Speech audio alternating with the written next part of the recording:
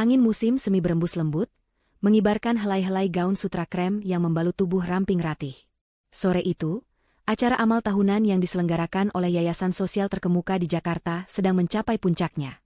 Aula megah Hotel Imperium dipenuhi gemerlap lampu kristal, tawa renyah para sosialita, dan alunan musik klasik yang menenangkan.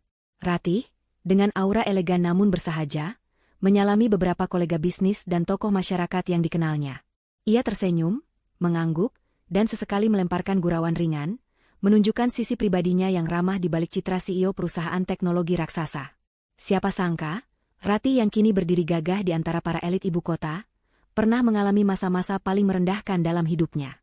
Masa-masa di mana ia diremehkan, dipandang sebelah mata, dan dicampakkan hanya karena statusnya dianggap tidak selevel. Kenangan itu kini hanya menjadi bagian dari sejarah, pengingat akan seberapa jauh ia telah melangkah. Di balik paras ayu dan senyum ramahnya, Ratih adalah otak di balik Nusantara Tech Solutions, sebuah perusahaan yang namanya kini menggema di seluruh Asia Tenggara. Ia mendirikannya dari nol, dengan keringat dan air mata, tanpa bantuan siapapun, apalagi mantan suaminya atau keluarga mantan mertuanya yang terhormat. Rahasia ini, bahwa ia adalah pucuk pimpinan perusahaan, hanya diketahui oleh segelintir orang terdekat dan eksekutif puncak yang terikat kontrak kerahasiaan ketat. Di mata publik yang lebih luas, Ratih hanyalah seorang direktur senior atau setidaknya figur penting, bukan sang CEO dan pemilik sebenarnya. Saat Ratih sedang berbincang santai dengan seorang kolega, matanya tak sengaja menangkap sosok yang sangat ia kenal, namun sudah lama tak ingin ia temui, Bu Sonya. Mantan ibu mertuanya. Jantung Ratih berdesir sesaat, bukan karena rindu atau benci, melainkan karena rasa muak yang samar. Bu Sonya, seperti biasa, tampil mencolok dengan kebaya brokat berwarna cerah dan perhiasan berlian yang berkilauan di setiap jari jemarinya. Di sampingnya, seorang pria muda berwajah cerah dengan setelan jas mahal, tampak sesekali menanggapi perkataan Bu Sonya dengan senyum sopan. Ratih menduga itu pasti Aldi, menantu baru Bu Sonya yang belakangan ini sering disebut-sebut dalam gosip-gosip lingkaran sosialnya. Bu Sonya, yang memang memiliki indera keenam untuk mendeteksi keberadaan orang yang ia anggap target, tak butuh waktu lama untuk melihat Ratih. Senyum ramahnya yang tadi menghiasi wajah Bu Sonya seketika menipis, terganti dengan seringai tipis penuh kepuasan. Ia segera menggandeng lengan Aldi dan berjalan menghampiri Ratih. Ratih? Ya ampun, ini kamu toh? Kok bisa ada di sini? Suara Bu Sonya melengking, menarik perhatian beberapa pasang mata di sekitar mereka.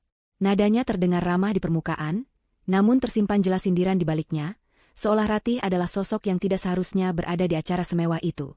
Ratih, yang memang dilahirkan dengan ketenangan luar biasa, membalas senyum Bu Sonya tanpa celah. Selamat malam, Bu Sonya. Tentu saja saya di sini. Saya salah satu donatur yayasan ini. Ratih menjawab dengan tenang, tanpa ada nada sombong sedikitpun.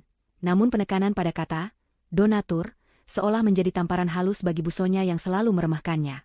Wajah Bu Sonya sedikit menegang, namun ia segera menutupinya dengan tawa renyah. Oh, iya, tentu saja. Kamu memang suka hal-hal sosial begini, ya? Selalu sibuk dengan kegiatan, amal, dan pekerjaan kantor yang biasa-biasa saja, kan? Ia sengaja mengulang frasa, biasa-biasa saja, dengan nada mengejek yang sangat khas, mengacu pada masa lalu Ratih saat ia memulai karirnya. Ratih hanya tersenyum tipis. Ya, Bu. Alhamdulillah, pekerjaan saya lancar dan bisa membantu banyak orang. Bu Sonya mendengus pelan, lalu membalikan badan sedikit untuk menunjuk pria di sampingnya. Ratih, kenalkan. Ini Aldi, suami dari putriku, Rina. Danu pasti sudah cerita banyak tentangnya, kan? Bu Sonya menoleh ke arah Aldi dengan bangga, seolah ingin memamerkan berlian termahalnya. Aldi ini loh, menantuku yang paling kusayangi. Dia sekarang menjabat posisi penting di perusahaan multinasional ternama. Gajinya? Jangan ditanya deh, fantastis. Pokoknya, menantu idaman, deh. Beda jauh sama sudahlah. Aldi menjulurkan tangan dengan sopan. Aldi. Salam kenal, Bu Ratih. Matanya memancarkan ketulusan, tidak seperti Bu Sonya. Ratih menjabat tangan Aldi, tersenyum hangat. Ratih. Salam kenal juga, Mas Aldi. Ia menangkap ekspresi canggung di wajah Aldi, seolah pria itu menyadari betapa tidak pantasnya Bu Sonya berbicara seperti itu. Oh, iya, Aldi ini kan baru saja kembali dari penugasan di luar negeri. Perusahaannya memang punya banyak cabang di mana-mana. Loh, Bu Sonya melanjutkan pamer, mengabaikan ekspresi tidak nyaman Aldi. Kata Aldi, perusahaan tempat dia kerja ini, head office-nya di Jakarta, tapi cabangnya tersebar di Asia bahkan sampai Eropa.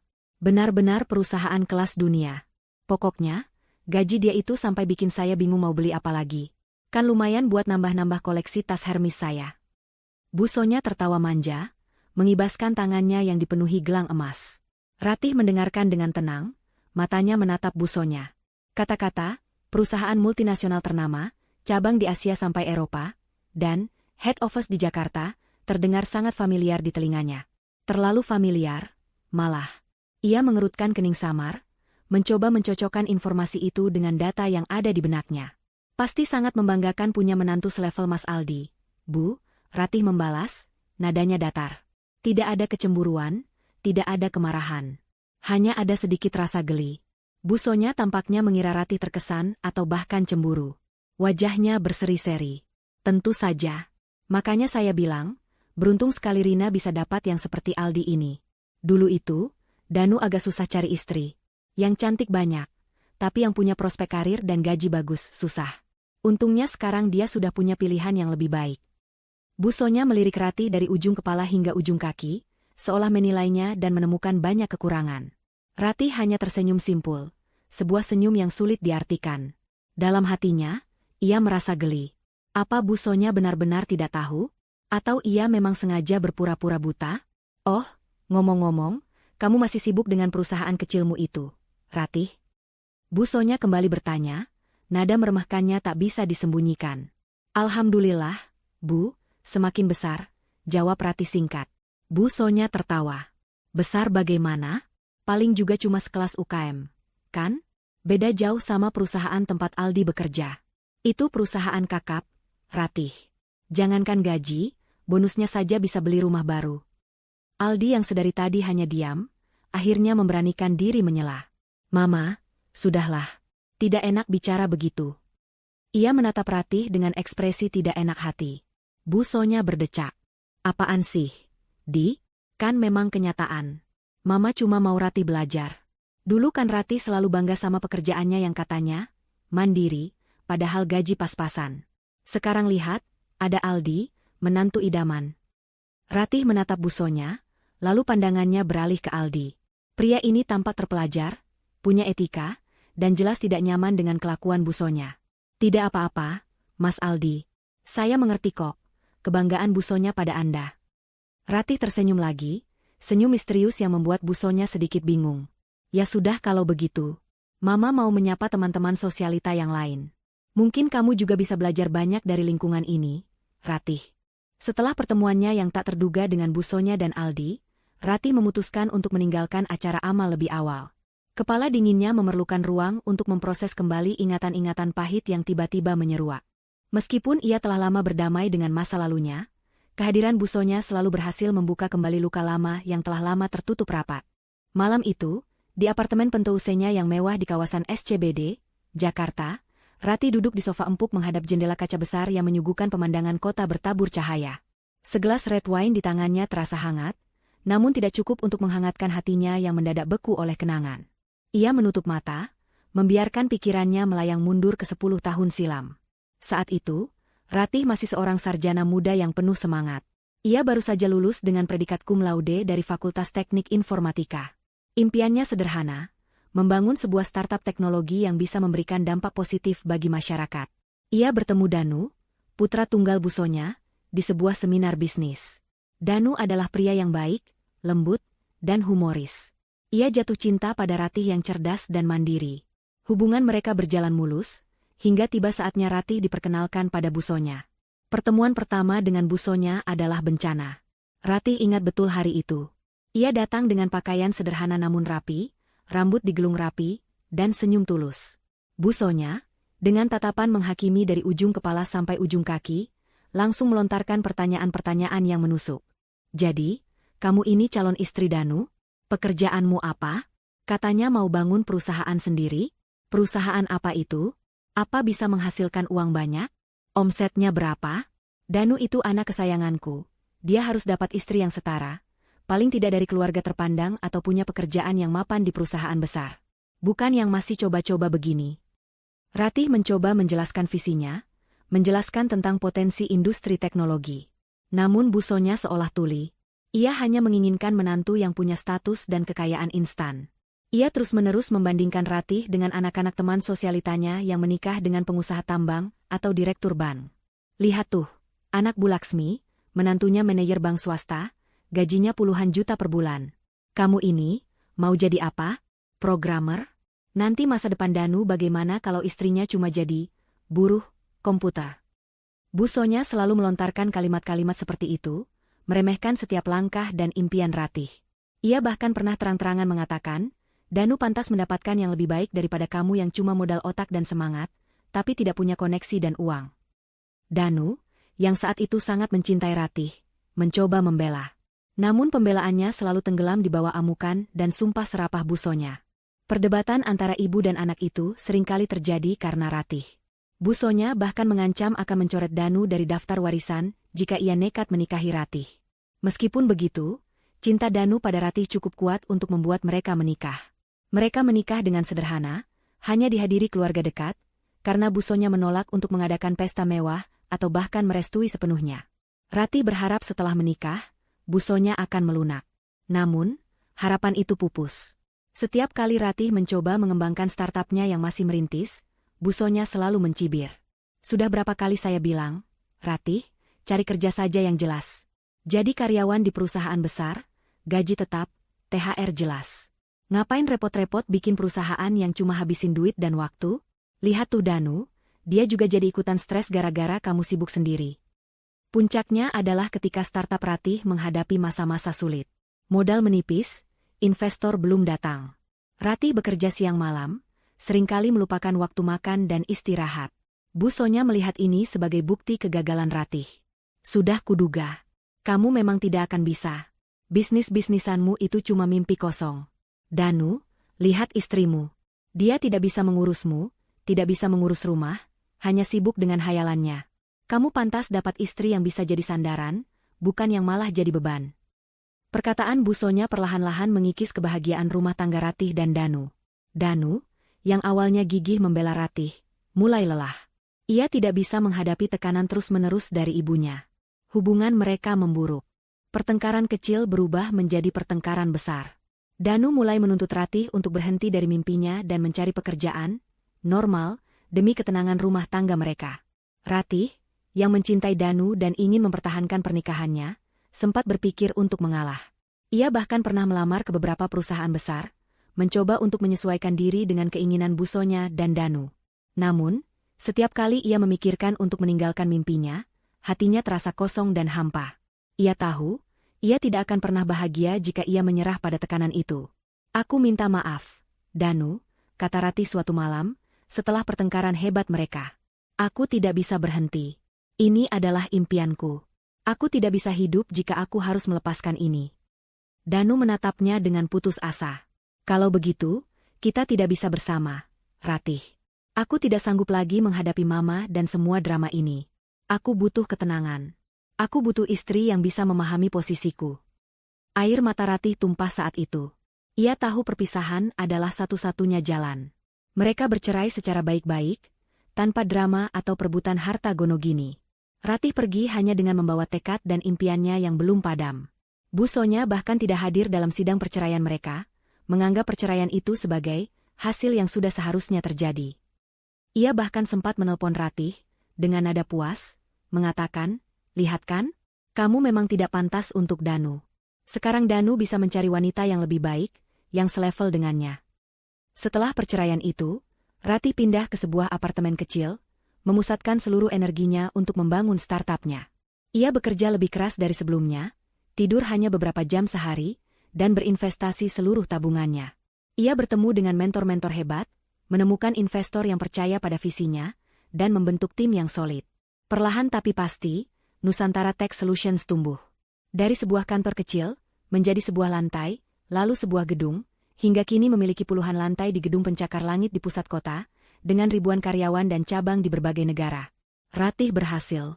Ia tidak hanya membuktikan dirinya, tetapi juga menciptakan lapangan kerja dan inovasi yang mengubah banyak hal. Ratih membuka matanya. Pemandangan kota yang berkilauan di depannya tampak kabur oleh embun air mata yang samar. Ia tidak membenci Bu Sonya, juga tidak menyesali perceraiannya dengan Danu.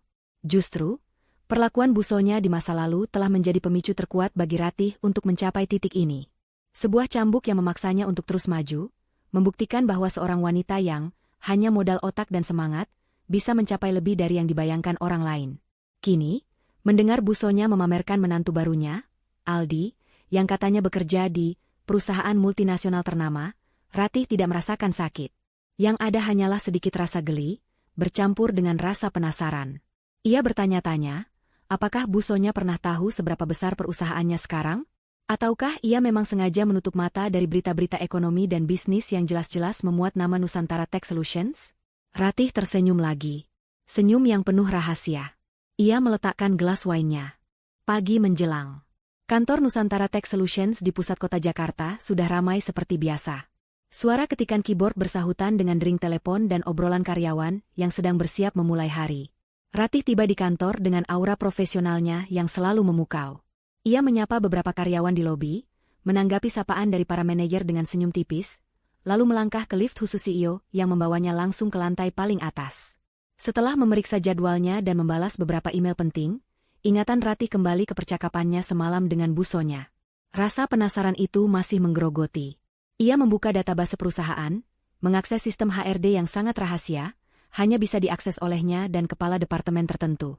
Ratih mengetik beberapa kata kunci, mencari daftar calon karyawan yang baru saja melewati tahap wawancara akhir. Ia mengklik salah satu nama yang masuk daftar unggulan, dan matanya melebar sedikit. Sebuah senyum tipis, campur aduk antara geli dan tak percaya, merekah di bibirnya. Aldi Aditama. Nama itu terpampang jelas di layar. Di bawahnya, data diri lengkap, riwayat pendidikan, dan tentu saja, pengalaman kerja. Dan benar saja, salah satu perusahaan tempat Aldi bekerja sebelumnya adalah sebuah perusahaan konsultan multinasional yang cukup ternama, meskipun bukan yang terbesar di dunia. Lalu, ada data mengenai posisinya yang baru di Nusantara Tech Solutions, beserta estimasi gaji yang memang cukup fantastis untuk ukuran seorang manajer. Ratih menggeleng-gelengkan kepalanya pelan. Jadi, perusahaan multinasional yang dibanggakan Bu Sonya itu perusahaanku sendiri, gumamnya tak percaya. Kebetulan ini terlalu lucu untuk menjadi kenyataan.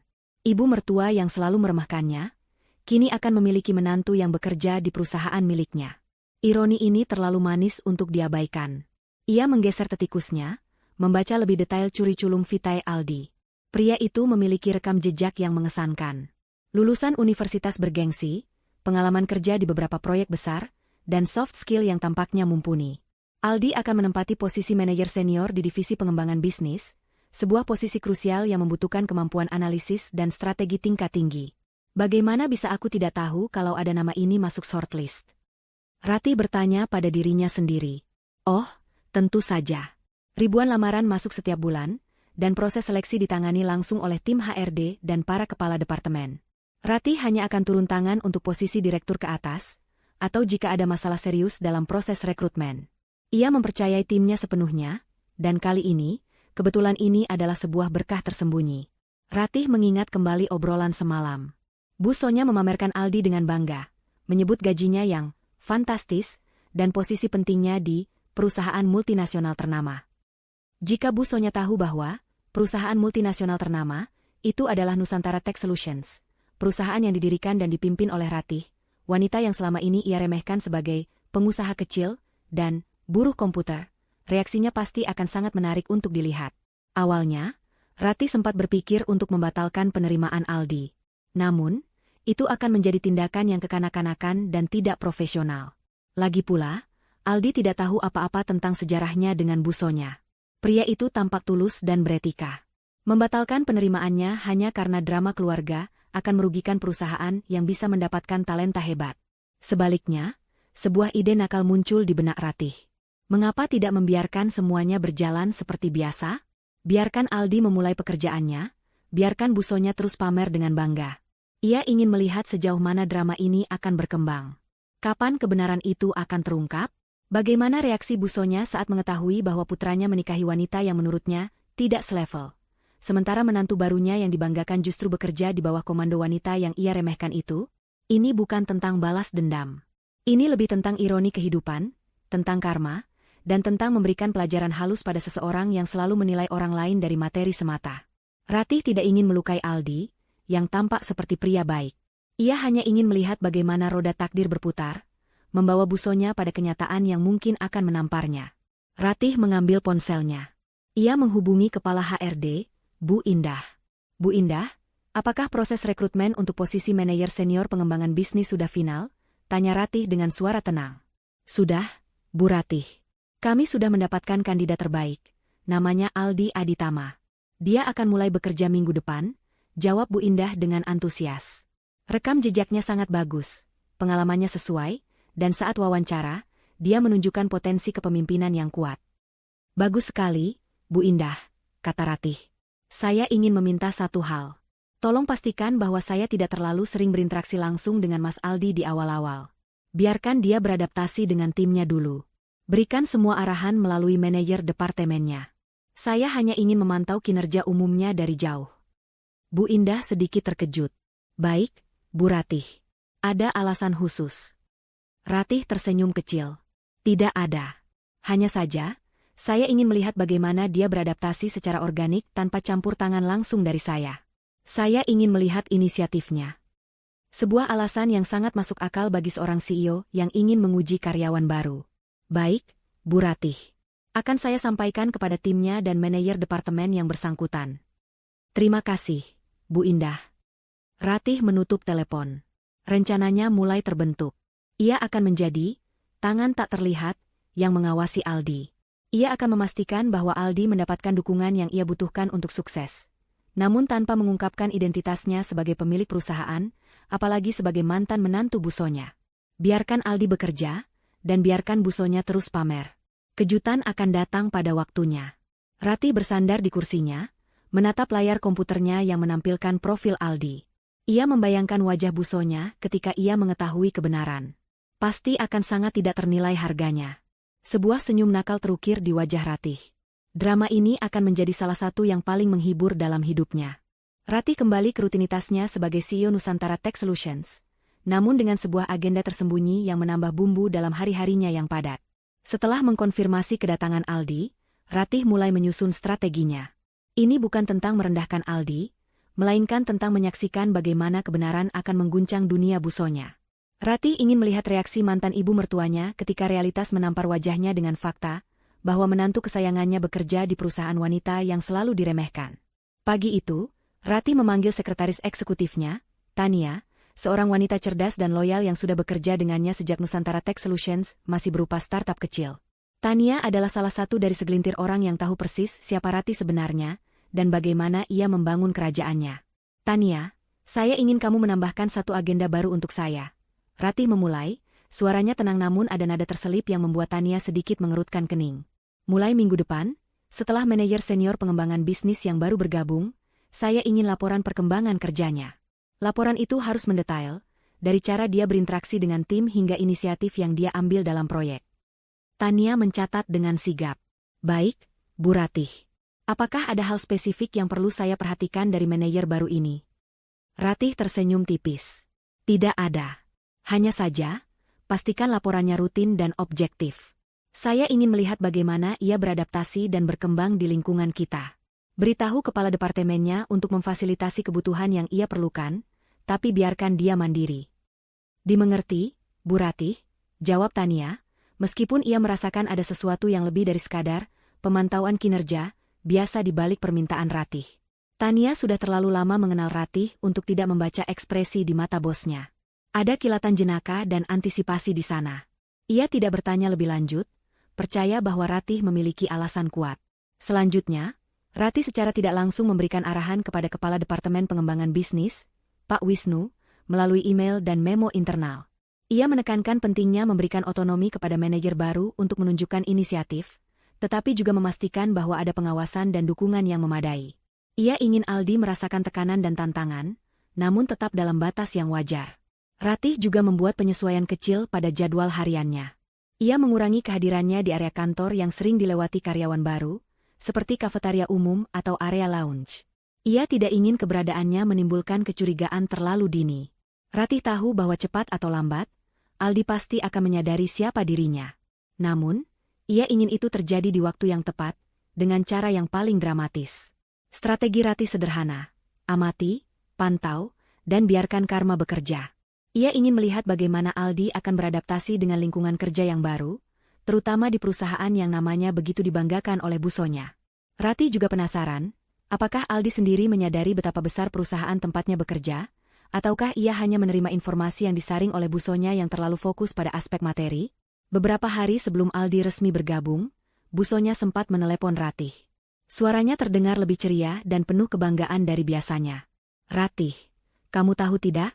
Aldi, menantuku itu, minggu depan sudah mulai kerja di perusahaan barunya. Dia sudah dapat posisi manajer senior. Loh, gila, gaji dan tunjangannya itu, sampai bikin saya pusing mau belikan apa lagi untuk Rina. Celoteh busonya tanpa henti, seolah ia menelepon hanya untuk pamer.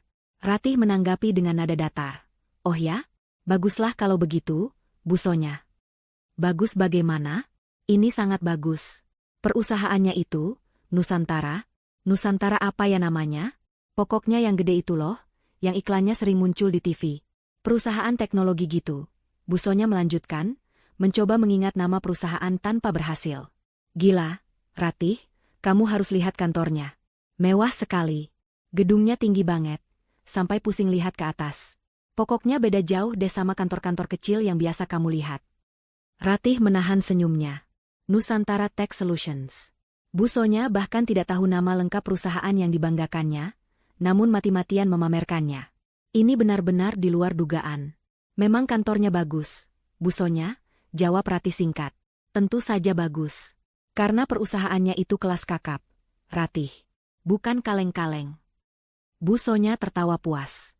Pokoknya, kalau kamu ada waktu, mampir deh ke kantor Aldi. Biar tahu rasanya kerja di perusahaan besar. Siapa tahu kamu tertarik, kan? Ratih hanya terkekeh pelan. Mungkin suatu saat, busonya.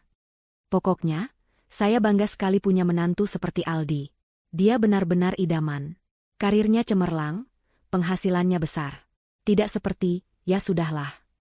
Busonya selalu mengakhiri kalimatnya dengan sindiran yang mengarah pada Ratih. Saya turut senang untuk busonya dan keluarga, kata Ratih, suaranya tetap tenang. Ia tidak ingin memberikan reaksi yang diharapkan busonya. Setelah percakapan singkat itu, Ratih semakin yakin dengan strateginya. Busonya terlalu dibutakan oleh gengsi dan materi, sehingga ia bahkan tidak menyadari bahwa ia sedang memuji-muji perusahaan yang didirikan oleh Ratih. Ini akan menjadi pelajaran yang sangat berharga bagi busonya, pelajaran yang tidak akan pernah ia lupakan. Ratih kembali fokus pada pekerjaannya, sesekali memikirkan bagaimana babak selanjutnya akan terungkap. Ia sudah menyiapkan diri untuk pertemuan tak terduga dengan Aldi di koridor, di lift, atau bahkan di ruang rapat. Pertemuan yang akan menjadi awal dari terbongkarnya rahasia besar ini. Ia tak sabar menantikan reaksi Aldi, dan terutama, reaksi busonya ketika ia mengetahui identitas CEO perusahaan tempat menantu kebanggaannya bekerja. Permainan ini baru akan seru, batin Ratih, menyunggingkan senyum penuh arti. Senin pagi tiba, membawa suasana baru di gedung Nusantara Tech Solutions. Di lantai 15, divisi pengembangan bisnis menyambut anggota tim terbaru mereka. Aldi Aditama melangkah masuk dengan senyum percaya diri dan semangat yang membara. Setelan jas rapi membalut tubuhnya, memancarkan aura profesionalisme yang siap bersaing. Ia menyapa rekan-rekan barunya dengan ramah, menerima tumpukan dokumen orientasi, dan mulai menata meja kerjanya. Ratih, dari balik layar monitor di ruang kerjanya yang mewah, sesekali membuka laporan internal yang diringkas oleh Tania. Ia mengamati detail-detail kecil, email perkenalan Aldi kepada tim, inisiatifnya dalam menawarkan bantuan kepada kolega, hingga pertanyaan-pertanyaan cerdas yang ia ajukan dalam rapat pertama. Aldi menunjukkan etos kerja yang tinggi. Ia cepat beradaptasi, memiliki pemahaman yang kuat tentang industri, dan mampu berkomunikasi dengan efektif. Dia memang berkualitas. Bu Ratih, lapor Pak Wisnu, Kepala Departemen Pengembangan Bisnis, saat rapat mingguan. Aldi cepat tanggap dan inisiatifnya bagus. Dia sudah mengidentifikasi beberapa potensi pasar baru yang bisa kita garap. Ratih mengangguk. Itu bagus, Pak Wisnu. Beri dia proyek-proyek yang menantang, tapi pastikan dia juga punya tim yang solid untuk mendukungnya. Siap, Bu Ratih. Saya yakin dia akan menjadi aset berharga bagi divisi kita, jawab Pak Wisnu antusias. Ratih tersenyum tipis. Aset berharga, ya. Seandainya Pak Wisnu tahu siapa di balik rekrutmen ini, dan drama apa yang mungkin akan terjadi.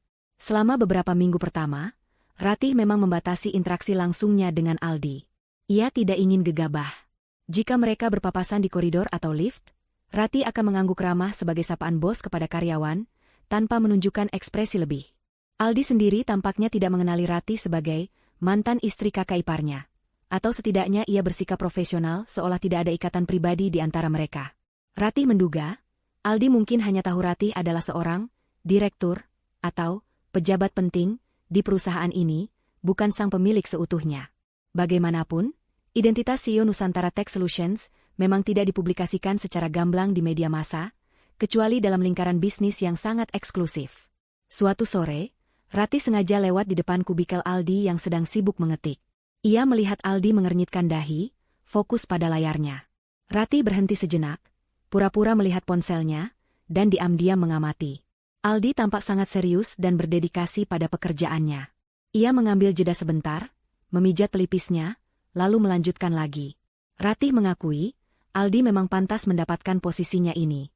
Dia tidak hanya mengandalkan koneksi atau embel-embel, menantu idaman, busonya, tapi juga memang memiliki kemampuan. Beberapa kali, Ratih memberikan arahan strategis penting melalui Pak Wisnu atau manajer tim Aldi.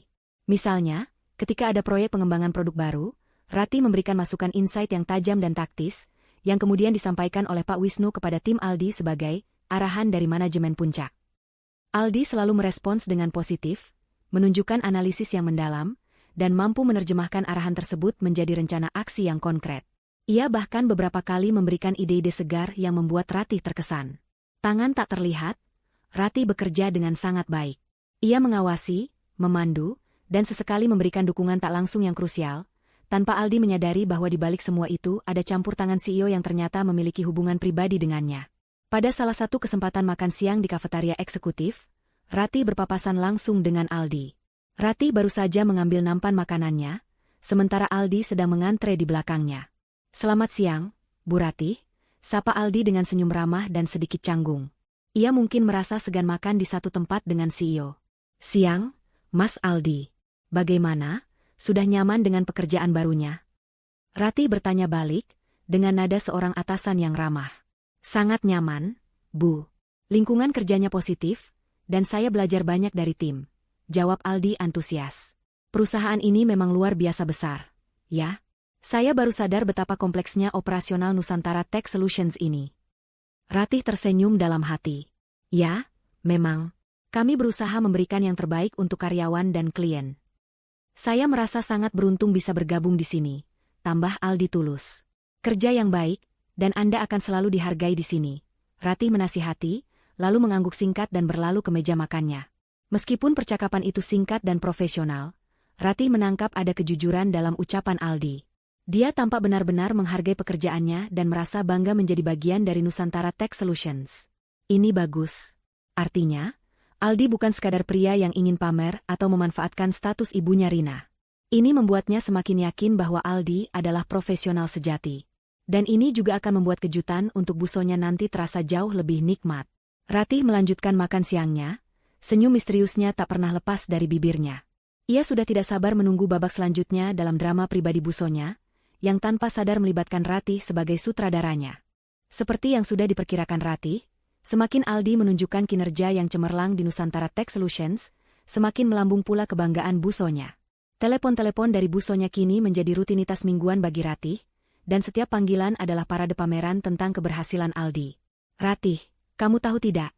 Suara busonya melengking di ujung telepon suatu sore, terdengar jelas ada nada euforia yang tak tertahankan. "Aldi baru saja dapat proyek besar. Katanya itu proyek dengan klien asing, nilainya miliaran rupiah.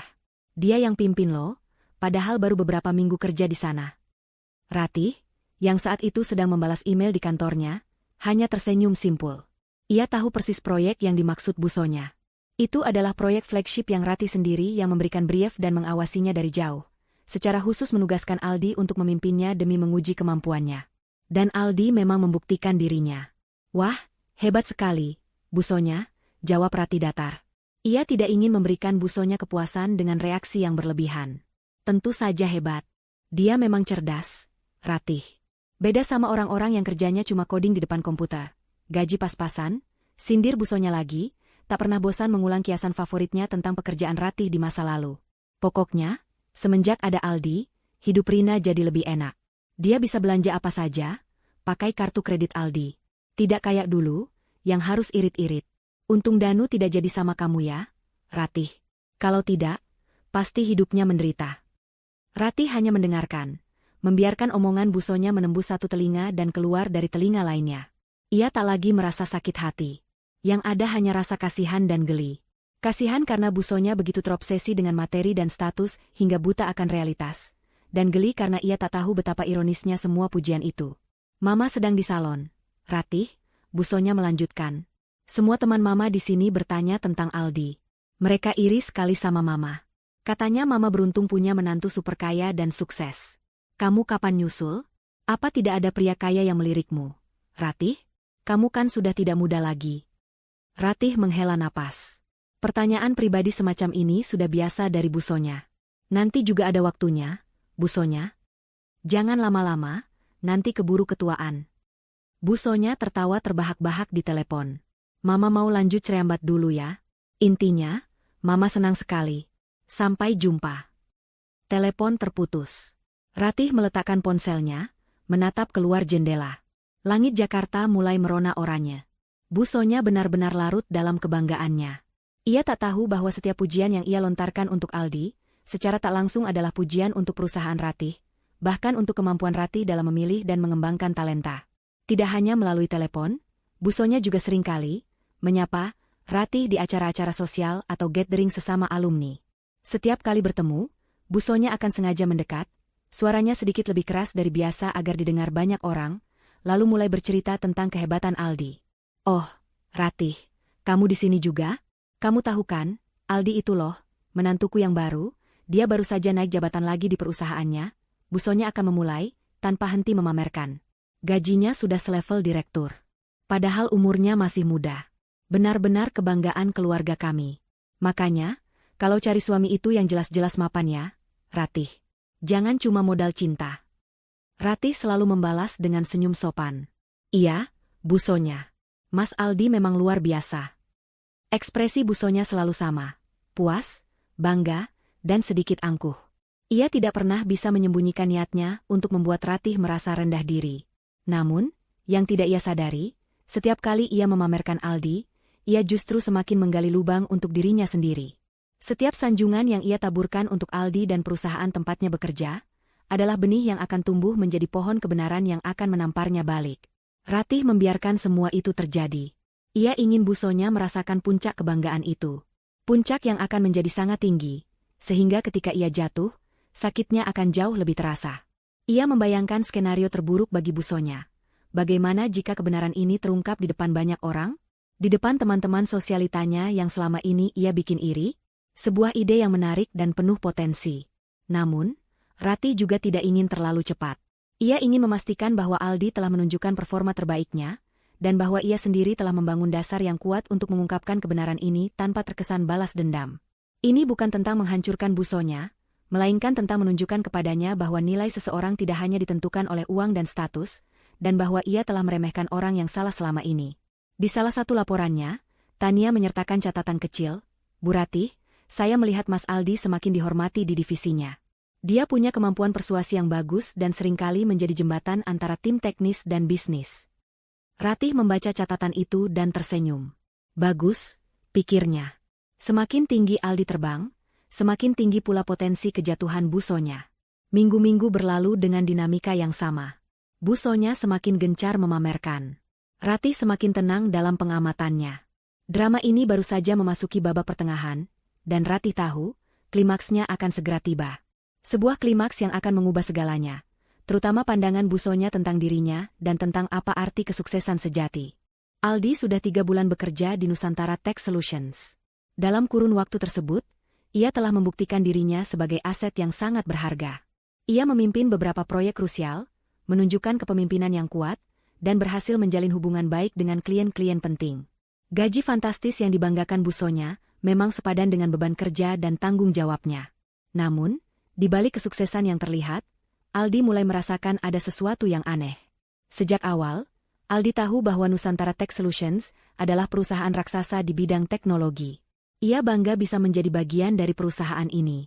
Namun, semakin lama ia bekerja, semakin ia merasa ada tangan tak terlihat yang begitu cerdas di balik operasional dan keputusan-keputusan strategis perusahaan. Kebijakan internal, terutama yang berkaitan dengan kesejahteraan karyawan, terasa terlalu menguntungkan. Misalnya, program bonus akhir tahun yang jauh melampaui standar industri, atau fasilitas kantor yang super lengkap dari pusat kebugaran hingga ruang meditasi. Ini semua terasa terlalu sempurna. Gila, fasilitas kantor kita ini benar-benar nomor satu ya. Kata Bayu, rekan kerjanya, suatu pagi di pantry kantor. Gue pernah kerja di perusahaan multinasional lain, tapi nggak ada yang sekomplit ini. Bos kita ini dermawan banget kayaknya. Aldi mengangguk, namun pikirannya melayang. Memang benar. Bahkan dalam proyek-proyek besar yang ia tangani, seringkali ada arahan-arahan atau keputusan mendadak dari manajemen puncak yang terasa sangat visioner dan tepat sasaran, seolah ada seseorang yang melihat beberapa langkah ke depan. Arahan itu selalu disampaikan oleh Pak Wisnu, kepala departemennya, sebagai instruksi dari atasan. Aldi belum pernah bertemu langsung dengan CEO perusahaan, yang konon sangat tertutup dan jarang muncul di publik. Ia hanya tahu nama beberapa direktur dan para eksekutif senior lainnya. Yang paling membuat Aldi curiga adalah seringnya ia berpapasan dengan Ratih. Ratih, mantan istri dari kakak iparnya, Danu. Setiap kali berpapasan di koridor atau di lift, Ratih selalu memberinya senyum ramah, mengangguk, atau kadang menyapa singkat. Aldi selalu membalas sapaan itu dengan hormat. Ia tahu Ratih adalah seorang pejabat penting di perusahaan ini, setidaknya dari cara karyawan lain menyapanya dengan hormat. Tapi ia tidak pernah tahu persis posisi Ratih. Ia berasumsi Ratih adalah salah satu direktur senior atau kepala divisi, mengingat auranya yang kuat dan karismatik. Suatu hari, saat ia sedang makan siang di kafetaria yang lebih umum, Aldi melihat Ratih sedang berdiskusi serius dengan beberapa manajer dari berbagai divisi. Mereka terlihat sangat menghormati Ratih, mendengarkan setiap perkataannya dengan seksama. Bahkan sesekali, para manajer itu terlihat mencatat sesuatu dari ucapan Ratih. Aldi mulai bertanya-tanya, posisi Ratih di sini sebenarnya sepenting apa? Ia tahu Ratih punya perusahaan sendiri, seperti yang sering dicibir busonya, tapi ia tidak pernah menyangka Ratih akan memiliki posisi setinggi ini di sebuah perusahaan sekelas Nusantara Tech Solutions. Aldi mencoba mencari tahu lebih banyak. Ia bertanya pada beberapa rekan kerjanya tentang struktur organisasi perusahaan dan siapa CEO-nya. Namun, semua jawaban yang ia dapatkan cukup samar. CEO kita memang jarang terekspos. Dia lebih suka bekerja di balik layar, kata salah satu rekannya. Tapi dia cerdas banget. Semua keputusan besar dari dia langsung. Kecurigaan Aldi semakin kuat saat ia menghadiri rapat internal besar yang melibatkan beberapa kepala departemen dan direktur. Ratih duduk di meja paling depan, di samping Pak Hendra, CEO perusahaan. Ratih tidak banyak bicara, namun setiap kali ia melontarkan pertanyaan atau memberikan komentar singkat, seluruh ruangan hening dan semua mata tertuju padanya. Bahkan Pak Hendra yang berwibawa pun tampak mendengarkan Ratih dengan penuh perhatian. Pada suatu kesempatan, Pak Wisnu, kepala departemen Aldi, menyebutkan sesuatu yang membuat Aldi tersentak. Ini adalah arahan langsung dari Bu CEO, kata Pak Wisnu saat menjelaskan perubahan strategi proyek yang akan mereka garap. Aldi terkejut. Bu CEO? Jadi, Ratih adalah CEO perusahaan ini? Pikiran Aldi berputar. Jika Ratih adalah CEO, lantas mengapa busonya terus-menerus meremehkan pekerjaannya? Mengapa busonya selalu mengatakan Ratih tidak selevel dengan keluarga mereka?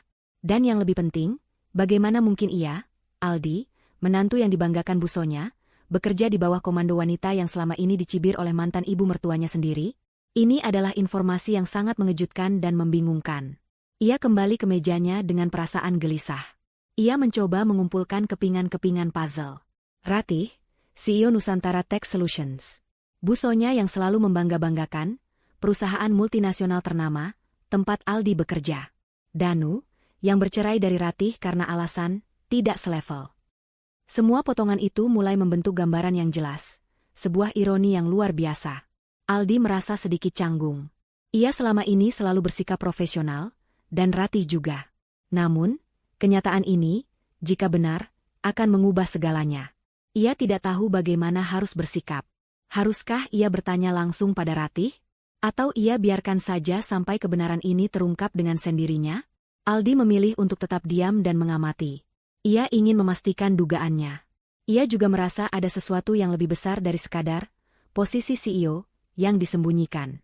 Ada aura misteri di balik sosok Ratih yang tenang dan berwibawa. Ia pulang malam itu dengan kepala penuh pertanyaan. Kebenaran ini, jika ia umumkan pada busonya, pasti akan mengguncang dunia mantan ibu mertuanya itu. Namun, Aldi merasa belum saatnya. Ia harus menunggu dan melihat bagaimana drama ini akan terungkap. Ia yakin, kebenaran tidak akan bisa disembunyikan selamanya. Apalagi jika yang menyembunyikan kebenaran itu adalah seorang Ratih. Beberapa minggu setelah Aldi mulai merasakan tanda-tanda keanehan tentang posisi Ratih, badai sungguhan menerpa Nusantara Tech Solutions. Sebuah berita mengejutkan muncul di media massa nasional. Salah satu proyek ambisius perusahaan yang sedang berjalan di luar negeri, proyek pembangunan infrastruktur digital di negara berkembang, tiba-tiba menghadapi masalah besar. Terjadi tuduhan pelanggaran kontrak dan praktik tidak etis dari salah satu vendor lokal yang digandeng Nusantara Tech Solutions. Meskipun perusahaan sudah berusaha semaksimal mungkin untuk menjaga transparansi dan etika, ulah vendor tersebut berpotensi mencoreng reputasi Nusantara Tech Solutions secara global dan menyebabkan kerugian finansial yang sangat besar. Berita itu menyebar cepat seperti api di padang rumput kering. Saham perusahaan anjlok dalam sekejap, investor mulai gelisah, dan media massa berlomba-lomba memberitakan skandal ini. Suasana di kantor yang biasanya ramai dan dinamis mendadak diselimuti ketegangan. Koridor-koridor terasa sepi, dan wajah-wajah karyawan menunjukkan kecemasan. Ratih, sebagai nahkoda utama, merasakan tekanan yang luar biasa. Ini adalah krisis terbesar yang pernah dihadapi Nusantara Tech Solutions sejak didirikan. Ia tahu ini bukan hanya tentang uang, tetapi juga tentang kepercayaan dan reputasi yang telah ia bangun dengan susah payah selama bertahun-tahun. Kita harus segera mengambil tindakan tegas. Perintah Ratih dalam rapat darurat yang dihadiri oleh seluruh direktur dan kepala departemen. Suaranya terdengar tenang, namun sorot matanya memancarkan ketegasan yang tak terbantahkan. Siapkan tim investigasi internal, putuskan kontrak dengan vendor itu, dan siapkan pernyataan resmi yang jujur dan transparan untuk publik. Kita tidak akan menutupi apapun. Di tengah kekacauan ini, Ratih melihat sebuah peluang. Ini adalah momen yang tepat untuk menguji tidak hanya ketahanan perusahaannya, tetapi juga kemampuan para eksekutifnya, termasuk Aldi. Sebagai manajer senior di divisi pengembangan bisnis, Aldi adalah salah satu tokoh kunci dalam proyek yang bermasalah itu, meskipun ia baru bergabung. Ratih ingin melihat bagaimana Aldi akan beraksi di bawah tekanan ekstrim, apakah ia akan hancur atau justru menunjukkan kualitas kepemimpinan sejati. Pak Wisnu, Ratih memanggil kepala departemen Aldi Aditama, bagaimana keterlibatannya dalam proyek ini. Pak Wisnu menjawab dengan sigap, Aldi memang salah satu manajer proyek utama, Bu. Dia sangat detail dan hati-hati dalam setiap langkahnya. Sejauh investigasi awal kami, dia tidak terlibat dalam praktik menyimpang vendor tersebut. Justru dia yang pertama kali menemukan indikasi ketidakberesan. Mendengar itu, Ratih mengangguk. Bagus. Libatkan Aldi sepenuhnya dalam tim penyelesaian masalah ini. Beri dia tanggung jawab untuk mengumpulkan semua data terkait vendor, analisis dampak hukumnya, dan buat rencana mitigasi risiko. Saya ingin melihat inisiatif dan kemampuannya memecahkan masalah. Baik, Bu Ratih. Pak Wisnu paham bahwa ini adalah ujian besar bagi Aldi. Aldi, yang baru saja keluar dari ruang rapat yang tegang, dipanggil langsung oleh Pak Wisnu. Aldi, ini adalah krisis besar bagi kita. Bu CEO menugaskanmu secara khusus untuk menangani beberapa aspek krusial dari masalah ini. Ini kesempatanmu untuk menunjukkan kemampuan terbaikmu. Aldi tidak gentar. Meskipun tegang, ia merasa tertantang. Ia segera membentuk tim kecil, bekerja siang dan malam, menganalisis ratusan dokumen, memeriksa catatan keuangan, dan mencari bukti-bukti. Ia bahkan melakukan perjalanan mendadak ke negara proyek itu, untuk bertemu dengan tim lapangan, dan mengumpulkan informasi langsung. Ratih memantau kinerja Aldi dari jauh. Ia menerima laporan harian, bahkan terkadang mingguan, tentang kemajuan Aldi. Ia melihat bagaimana Aldi menghadapi tekanan dari media, dari klien yang marah, dan dari rekan kerja yang panik. Aldi menunjukkan dedikasi yang luar biasa. Ia bekerja tanpa lelah, tidur di kantor beberapa malam, dan selalu datang dengan data yang akurat dan solusi yang inovatif. Ia mampu menenangkan klien yang marah dengan argumentasi logisnya, dan membantu tim legal mengumpulkan bukti kuat untuk menjerat vendor nakal tersebut. Bu Ratih, Aldi menemukan sebuah klausul tersembunyi dalam kontrak vendor yang bisa kita gunakan untuk menuntut mereka balik tanpa merugikan kita. Lapor Tania suatu pagi, suaranya terdengar kagum. Analisisnya sangat brilian. Ratih membaca laporan itu. Tersenyum. Aldi memang brilian. Dia tidak hanya cerdas, tetapi juga teliti dan memiliki pemikiran strategis yang matang. Di tengah krisis, dia justru bersinar. Selama krisis ini, interaksi Ratih dengan Aldi menjadi sedikit lebih sering, namun tetap dalam konteks profesional. Mereka sesekali berpapasan di ruang rapat darurat atau di lorong saat dini hari. Ratih akan mengangguk, memberikan semangat, atau sesekali melontarkan pertanyaan singkat yang memicu pemikiran Aldi. Aldi selalu menjawab dengan hormat, memanggil Ratih, Bu Ratih, dan tampak semakin menyadari bahwa wanita di depannya ini adalah sosok yang sangat penting. Jauh lebih penting dari sekadar direktur senior, seperti yang ia duga sebelumnya. Bu Ratih, saya sudah menyiapkan draft pernyataan pers yang baru, dengan menekankan langkah-langkah hukum yang akan kita ambil terhadap vendor tersebut, lapor Aldi suatu malam, menyerahkan selembar dokumen kepada Ratih yang sedang melintas di depannya. Matanya tampak lelah, namun sorotnya masih tajam. Ratih mengambil dokumen itu, membaca sekilas. Bagus, Mas Aldi. Pastikan semua fakta akurat dan transparan. Kita harus membangun kembali kepercayaan publik. Siap, Bu. Saya dan tim akan bekerja semaksimal mungkin. Melihat dedikasi Aldi, Ratih merasa semakin yakin dengan keputusannya. Pria ini adalah talenta sejati. Seseorang yang bekerja keras bukan untuk pamer, melainkan karena profesionalisme dan integritasnya. Ini membuat Ratih merasa sedikit tidak enak karena telah melibatkan Aldi dalam drama pribadinya dengan busonya. Namun, ia tahu kebenaran harus terungkap. Puncaknya krisis ini terjadi dalam sebuah rapat besar yang menentukan nasib perusahaan. Ratih memimpin rapat tersebut. Suasana tegang menyelimuti ruangan.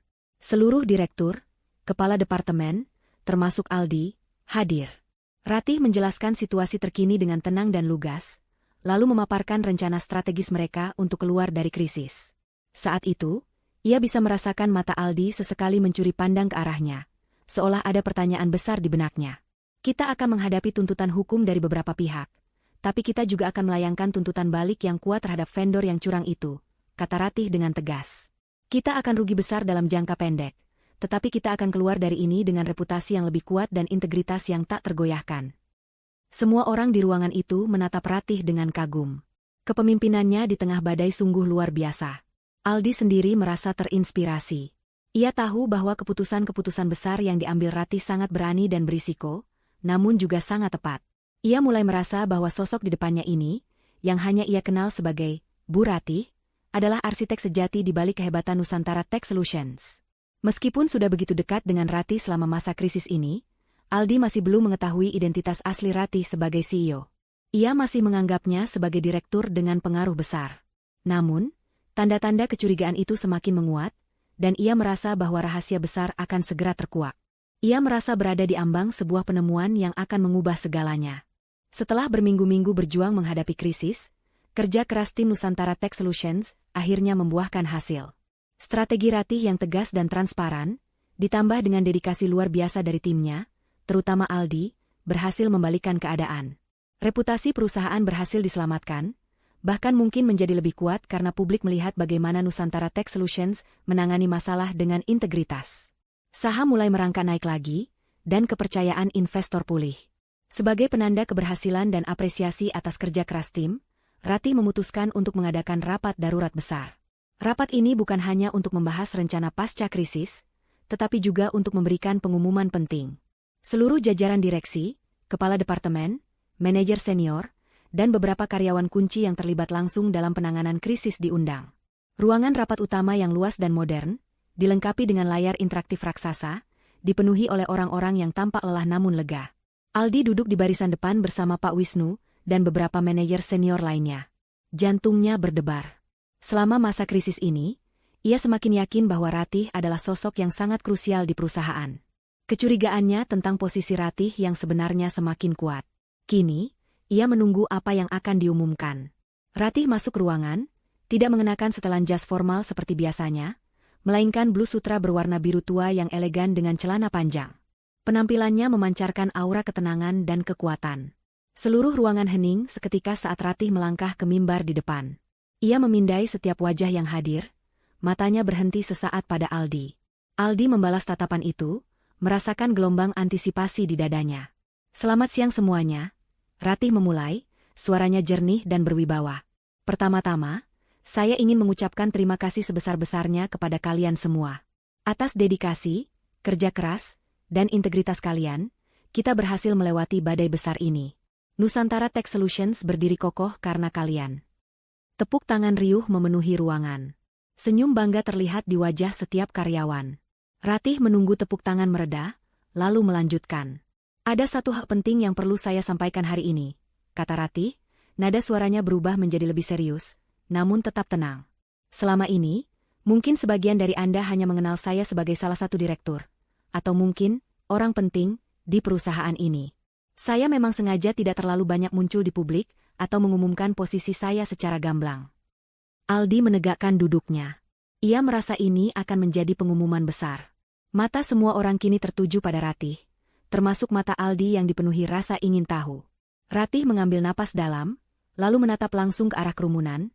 Pandangannya mencakup setiap orang di ruangan itu. Saya di sini hari ini, sebagai pendiri dan... Ratih jeda sejenak, senyum tipis terukir di bibirnya. Sebagai CEO dari Nusantara Tech Solutions. DEG.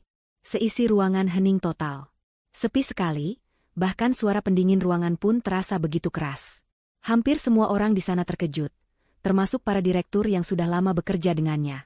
Mereka tahu Ratih adalah pemilik perusahaan, tetapi ia selalu menjaga kerahasiaan gelarnya sebagai CEO, membiarkan COO atau direktur utama yang menjadi wajah perusahaan di depan publik. Pengumuman ini adalah kejutan bagi banyak orang. Namun, di antara semua yang terkejut, reaksi Aldi adalah yang paling dramatis. Wajahnya yang tadi tegang kini pucat pasi. Matanya membelalak, napasnya tertahan di tenggorokan. Ia merasa seolah sebuah palu godam menghantam kepalanya. Ratih, CEO? Selama ini ia bekerja mati-matian, memberikan seluruh kemampuannya, merasa bangga bekerja di perusahaan multinasional ternama yang dibanggakan busonya, tanpa tahu bahwa bos besarnya, pucuk pimpinan yang menentukan arah perusahaan, adalah mantan istri kakak iparnya. Wanita yang selama ini diremehkan habis-habisan oleh mantan ibu mertuanya. Pikirannya berpacu, mengulang kembali semua percakapannya dengan busonya. Aldi ini loh, menantuku yang paling kusayangi. Dia sekarang menjabat posisi penting di perusahaan multinasional ternama. Gajinya? Jangan ditanya deh, fantastis. Perusahaan itu kelas kakap, Ratih. Bukan kaleng-kaleng. Beda jauh sama kantor-kantor kecil yang biasa kamu lihat. Untung Danu tidak jadi sama kamu ya, Ratih. Kalau tidak, pasti hidupnya menderita. Setiap kata busonya kini berputar di benaknya, berubah menjadi tamparan keras. Dia, CEO dari perusahaan ini, perusahaan yang selama ini Mama bangga-banggakan itu adalah milik Bu Ratih. Aldi merasa darahnya berdesir ke seluruh tubuhnya. Sebuah rasa malu yang luar biasa mulai merayapi. Ia adalah kebanggaan busonya, menantu yang selevel, yang bekerja di perusahaan besar. Dan ternyata, perusahaan besar, itu adalah milik wanita yang busonya buang dari hidupnya. Ratih memperhatikan reaksi Aldi dengan tenang. Ia melihat bagaimana ekspresi kaget, tak percaya, dan akhirnya malu terpancar jelas di wajah pria itu. Itu adalah reaksi yang ia duga. Saya memutuskan untuk mengungkapkan ini sekarang, karena saya yakin ini adalah momen yang tepat. Ratih melanjutkan, suaranya memecah keheningan yang awkward. Krisis ini telah membuktikan ketangguhan kita. Dan saya ingin ke depannya, kita bekerja dengan transparansi penuh, dimulai dari kepemimpinan. Tepuk tangan kembali pecah, kali ini lebih gemuruh, diikuti bisik-bisik kagum dari para karyawan. Mereka kini menatap Ratih dengan rasa hormat yang semakin dalam. Tapi Aldi tidak mendengar apa-apa lagi. Suara di kepalanya terlalu bising. Kacau. Ini benar-benar kacau. Setelah rapat selesai, Aldi langsung bangkit. Ia ingin melarikan diri, menyembunyikan diri dari tatapan Ratih. Namun, Ratih memanggilnya. Mas Aldi, bisa bicara sebentar? Suara Ratih tenang, tapi mengandung otoritas yang tidak bisa ditolak. Dengan langkah gontai dan perasaan campur aduk, Aldi menghampiri Ratih. Ia berdiri di hadapan Ratih, tatapannya kosong. Mas Aldi, Ratih memulai, menatapnya dengan tatapan pengertian. Saya tahu ini mungkin mengejutkan Anda. Aldi tidak bisa berkata-kata. Ia hanya bisa mengangguk pelan, rasa malu mencengkeramnya kuat-kuat. Saya memang sengaja tidak mengumumkan posisi saya secara terbuka selama ini. Ratih melanjutkan, seolah membaca pikirannya. Ada banyak alasan. Salah satunya adalah untuk melihat bagaimana orang-orang berinteraksi dan bekerja tanpa adanya prasangka tentang siapa saya sebenarnya. Saya melihat Anda adalah seorang profesional yang hebat, Mas Aldi. Anda bekerja keras dan sangat loyal. Itu yang saya hargai. Pujian dari Ratih terasa seperti beban di pundak Aldi. Ia merasa seperti seorang penipu, meskipun ia tidak tahu apa-apa. Maaf, Bu Ratih. Saya tidak tahu. Ia mencoba bicara, suaranya serak. Ratih tersenyum tipis. Tidak perlu minta maaf, Mas Aldi. Anda tidak melakukan kesalahan apapun. Justru, Anda adalah salah satu kunci keberhasilan kita dalam melewati krisis ini. Saya sangat mengapresiasi kinerja Anda. Kata-kata Ratih sedikit melegakan Aldi, namun rasa malu itu tak kunjung hilang. Ia membayangkan bagaimana reaksi Busonya jika mengetahui kebenaran ini. Pasti akan terjadi ledakan besar. Ia merasa harus segera menelepon Rina, istrinya, untuk memberitahu sebelum Busonya mengetahuinya dari sumber lain. Ratih menepuk bahu Aldi pelan. Sekarang Anda tahu siapa saya sebenarnya. Mari kita lanjutkan bekerja lebih baik lagi, demi Nusantara Tech Solutions. Aldi hanya bisa mengangguk. Ia tahu, mulai detik ini, hidupnya tidak akan sama lagi. Berita tentang Ratih sebagai CEO Nusantara Tech Solutions menyebar seperti api di antara karyawan, lalu dengan kecepatan kilat, merambah ke telinga Busonya. Tidak ada yang tahu pasti bagaimana Busonya mengetahuinya. Apakah dari obrolan teman sosialita yang juga memiliki anak atau menantu di perusahaan yang sama, ataukah dari Rina yang tidak sengaja keceplosan setelah mendengar cerita heboh dari Aldi. Yang jelas, kebenaran itu menghantam Busonya dengan kekuatan penuh, seperti petir di siang bolong. Ponsel Ratih berdering tanpa henti. Itu Busonya. Ratih membiarkannya berdering beberapa kali sebelum akhirnya mengangkat. Ratih, apa-apaan ini? Kenapa bisa begini? Jadi kamu itu CEO dari perusahaan tempat Aldi kerja? Suara Busonya melengking tinggi, dipenuhi kemarahan, syok, dan yang paling kentara, rasa malu yang membakar. Ratih memejamkan mata sesaat. Ini dia, momen yang ia tunggu-tunggu. Selamat siang, Busonya. Ada apa? Kenapa panik sekali? Ratih menjaga suaranya tetap tenang, bahkan cenderung datar. Panik bagaimana? Ini gila. Kamu sengaja kan? Kamu sengaja mau mempermalukan saya? Kenapa kamu tidak bilang dari dulu kalau kamu itu bosnya Aldi? Busonya histeris. Dan kenapa kamu sembunyikan dari Aldi juga? Saya tidak perlu melapor pada siapapun, Busonya, tentang posisi saya di perusahaan saya sendiri, jawab Ratih dingin. Dan saya tidak sengaja mempermalukan Anda. Anda sendiri yang selalu pamer tentang perusahaan multinasional ternama, tempat menantu kesayangan Anda bekerja. Itu bukan salah saya jika Anda tidak tahu bahwa perusahaan multinasional ternama itu adalah Nusantara Tech Solutions, yang didirikan dan dipimpin oleh wanita yang Anda remehkan. Busonya terdiam sejenak, mungkin karena tercekik oleh kata-kata Ratih yang begitu menohok. Kamu benar-benar keterlaluan. Ratih, kamu mau balas dendam ya? Kamu mau bikin saya malu di depan semua orang? Balas dendam untuk apa, Busonya? Semua yang terjadi di masa lalu sudah saya maafkan. Saya hanya hidup dengan jujur dan bekerja keras, Ratih membalas. Jika Anda merasa malu, mungkin itu karena Anda selama ini terlalu mudah menilai orang lain dari penampilan dan harta semata. Saya mau kamu jelaskan semuanya sekarang juga. Saya akan datang ke kantormu. Busonya membanting telepon. Ratih hanya tersenyum tipis. Ia tahu ini akan terjadi. Ia sudah meminta Tania untuk tidak menjadwalkan pertemuan apapun sore itu, mempersiapkan diri untuk konfrontasi tak terelakkan. Tidak butuh waktu lama. Sekitar 1 jam kemudian, pintu kantor Ratih digedor dengan keras. Tania, dengan ekspresi cemas, masuk lebih dulu. Bu Ratih, Busonya datang. Dia sangat marah. Biarkan masuk, Tania, kata Ratih tenang. Pintu terbuka dan Busonya masuk bagai badai. Rambutnya sedikit berantakan, wajahnya merah padam, dan matanya memancarkan kemarahan yang membabi buta. Ia didampingi oleh Rina, putrinya, yang tampak pucat dan ketakutan. Aldi juga ada di sana, berdiri di belakang Rina, kepalanya menunduk malu.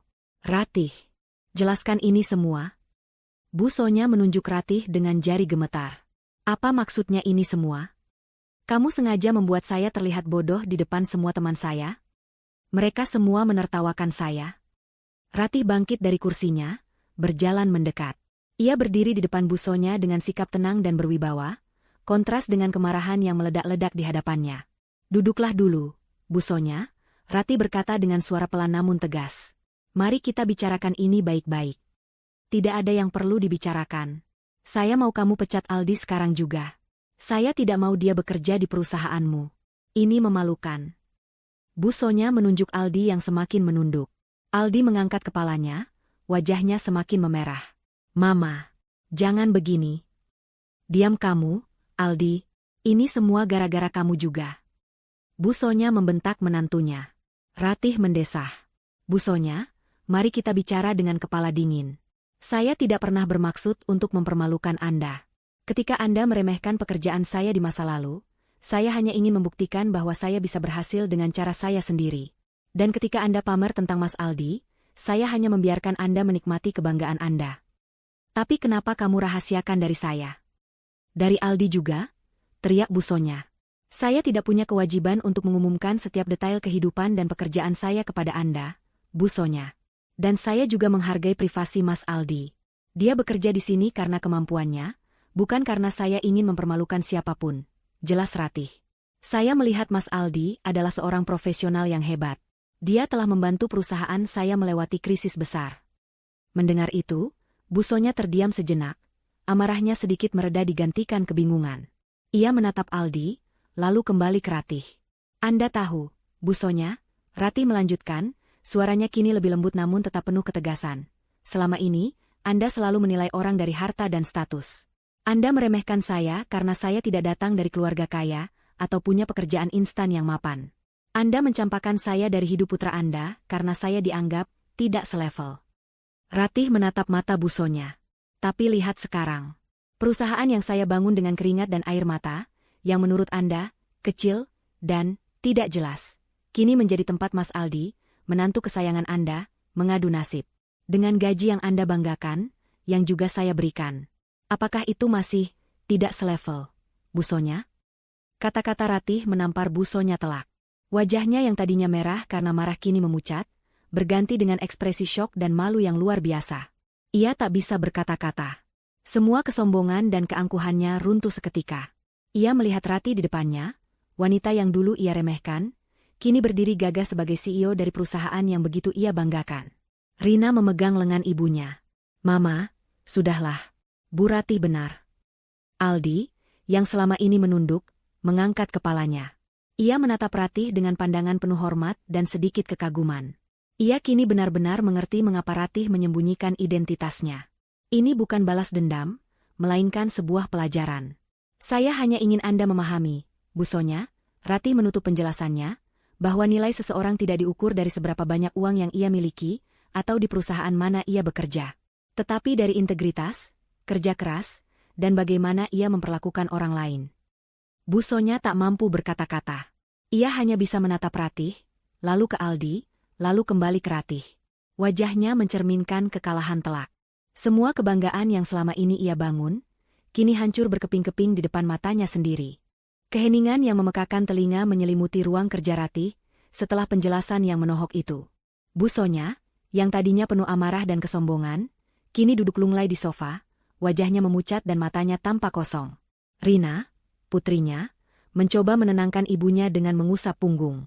Aldi sendiri masih berdiri, menatap Ratih dengan campuran rasa hormat, malu, dan sedikit rasa lega karena kebenaran akhirnya terungkap. Maafkan saya, Bu Ratih, ucap Aldi akhirnya, suaranya pelan dan penuh penyesalan. Saya benar-benar tidak tahu Anda adalah CEO perusahaan ini. Mama sering sekali membanggakan pekerjaan saya, dan saya tidak menyangka akan jadi seperti ini. Ratih menoleh pada Aldi, ekspresinya melunak. Tidak apa-apa, Mas Aldi. Anda tidak bersalah. Anda hanya bekerja dengan baik, dan itu yang paling penting bagi saya. Ratih kemudian menatap Bu Sonya yang masih terdiam. Bu Sonya, saya tahu ini berat bagi Anda. Tapi saya harap ini bisa menjadi pelajaran. Nilai seseorang tidak bisa hanya diukur dari status atau besarnya gaji. Ada integritas, kerja keras, dan hati yang tulus yang jauh lebih berharga. Bu Sonya perlahan mengangkat kepalanya. Matanya yang tadinya penuh amarah kini berkaca-kaca. Ia melihat Ratih, wanita yang dulu ia remehkan, yang ia paksa menjauh dari hidup putranya. Wanita yang kini berdiri di hadapannya sebagai sosok yang jauh lebih sukses, berwibawa, dan berintegritas daripada dirinya. Semua keangkuhan dan rasa bangga yang ia pupuk selama bertahun-tahun runtuh dalam sekejap. Ia melihat kembali bagaimana ia mencibir Ratih, membandingkannya dengan menantu hayalannya, dan kini, menantu hayalannya itu justru bekerja di bawah komando Ratih. Air mata mulai mengalir di pipi Busonya. "Ratih, saya minta maaf." Suaranya serak. Saya salah besar selama ini. Saya terlalu sombong, terlalu memandang rendah kamu. Saya dibutakan oleh harta dan status. Saya tidak tahu bahwa kamu akan jadi sebegini sukses." Ini adalah pertama kalinya Ratih melihat Busonya menunjukkan kerentanan dan penyesalan. Hatinya tersentuh. Ia tidak pernah menginginkan balas dendam, hanya sebuah pemahaman. "Sudah, Busonya," kata Ratih lembut, mendekati Busonya dan duduk di sampingnya. Ia meraih tangan mantan ibu mertuanya itu. "Yang lalu biarlah berlalu. Saya tidak menyimpan dendam apapun. Saya hanya ingin Anda belajar bahwa setiap orang punya jalan hidupnya sendiri, dan kesuksesan bisa datang dalam berbagai bentuk." Rina, yang tadinya tegang, kini menghela napas lega. Ia tahu betapa sulitnya ibunya untuk mengakui kesalahan. Aldi juga merasakan hal yang sama. "Saya benar-benar minta maaf atas semua perkataan dan perlakuan saya di masa lalu, Ratih," Busonya mengulang, kali ini dengan nada yang lebih tulus. "Saya bangga sekali pada Aldi, tapi saya lupa bahwa kamu jauh lebih hebat dari yang saya bayangkan. Kamu membangun ini semua sendiri." Ratih tersenyum. "Tidak apa-apa, Busonya. Yang penting, sekarang Anda mengerti." Sejak hari itu, hubungan antara Ratih, Busonya, dan Aldi perlahan mulai membaik. Busonya tidak lagi menelepon Ratih untuk pamer. Bahkan, ia sesekali mengirimkan parsel makanan buatan sendiri untuk Ratih di kantor, sebagai tanda permintaan maaf. Ia juga mulai berinteraksi dengan Ratih di acara-acara sosial dengan sikap yang lebih ramah dan rendah hati, seringkali memuji Ratih di depan teman-temannya yang dulu ia bikin iri. Transformasi Busonya memang tidak instan, namun perubahan sikapnya yang fundamental mulai terlihat. Aldi sendiri melanjutkan karirnya di Nusantara Tech Solutions dengan lebih profesional dan penuh rasa hormat pada Ratih. Ia sering berkonsultasi langsung dengan Ratih, dan Ratih pun memberikan dukungan penuh kepadanya. Aldi tahu bahwa ia bekerja di bawah bos yang adil dan brilian, dan ia bertekad untuk terus berkontribusi semaksimal mungkin. Hubungannya dengan Rina pun semakin kuat, karena Rina juga merasa lega bahwa konflik antara ibunya dan Ratih akhirnya mereda. Ratih, di sisi lain, tetap pada posisinya sebagai CEO Nusantara Tech Solutions. Ia telah membuktikan bahwa seorang wanita yang memulai dari nol, tanpa koneksi atau kekayaan, bisa mencapai puncak kesuksesan dengan kerja keras, visi, dan integritas. Ia tidak lagi peduli dengan cibiran atau penilaian orang lain. Ia tahu siapa dirinya, dan apa yang telah ia capai. Kisah Ratih, Aldi, dan Busonya menjadi pengingat bahwa hidup adalah sebuah panggung besar dengan banyak babak. Terkadang, kebenaran yang pahit di masa lalu bisa menjadi benih bagi kesuksesan di masa depan. Dan pada akhirnya, harga diri sejati tidak ditentukan oleh seberapa besar gaji seseorang atau di perusahaan mana ia bekerja, melainkan dari bagaimana ia menghargai orang lain dan tumbuh dari setiap ujian hidup. Busonya akhirnya belajar untuk tidak lagi menilai orang dari harta atau status semata, melainkan dari hati dan kemampuannya. Dan Ratih, ia telah mengukir namanya, bukan hanya sebagai CEO perusahaan teknologi raksasa, tetapi sebagai simbol ketangguhan dan kebijaksanaan. Sebuah babak baru yang lebih damai dan penuh makna telah dimulai bagi mereka semua.